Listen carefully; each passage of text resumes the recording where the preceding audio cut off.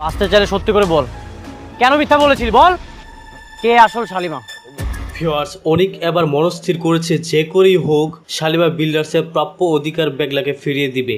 তাই এবার ছোটবেলা মেঘলাকে চুরি করা সেই চোরটিকে ধরে এনেছে এবং তাকে প্রেসার দিয়ে আসল সত্যি বের করে নিচ্ছে। তো রাতুল মূলত মাস্টারমাইন্ড প্ল্যান সাজিয়ে তাকে মূলত টাকা খাইয়ে এবং ভয় দেখিয়ে চোরকে সকলের সামনে মিথ্যা কথা বলতে বাধ্য করেছে।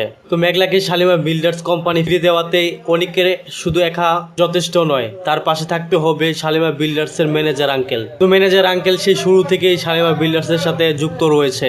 তো ম্যানেজার আঙ্কেলের সাহায্য পেলেই অনিকের কাজটা আরো সহজ হবে। তো শেষ পর্যন্ত ম্যানেজার আঙ্কেল সম্মতি দিয়েছে তাদের পাশে থাকবে। অন্যদিকে ভিউয়ার্স, অনিক মূলত ধীরে ধীরে মেঘলার প্রতি দুর্বল হয়ে যাচ্ছে।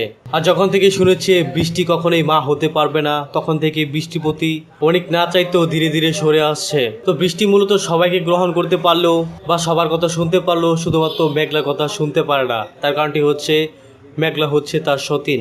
এছাড়া ভিউয়ার্স, রাতুল তো হাল ছাড়ার পাত্র নয়, সে কখনোই শালিমা বিল্ডার্সের মতো এত বড় কোম্পানি তার হাতের বাইরে যেতে দিবে না।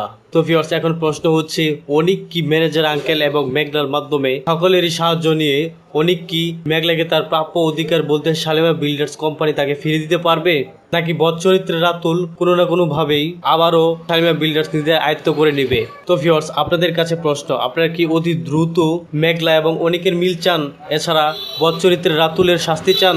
সেটি চাইলে অবশ্যই কমেন্টে লিখে জানাতে পারেন। এছাড়া ভিউয়ার্স, আপনারা কে রয়েছেন গরিবগড়ের রাজপুত্র নাটকের 31 নম্বর পর্বটি দেখার জন্য অধীর, সেটিও কমেন্টে লিখে জানাতে পারেন। ভিউয়ার্স, আপনাদের এই কাঙ্ক্ষিত নাটক গরিবগড়ের রাজপুত্র নাটকের 31 নম্বর পর্বটি আসতে চলেছে আগামী মঙ্গলবার দিন দুপুর ঠিক 12টায় কারোহিম ইউটিউব চ্যানেলের মধ্যে। তো ভিউয়ার্স, আশা করি বুঝতে পেরেছেন।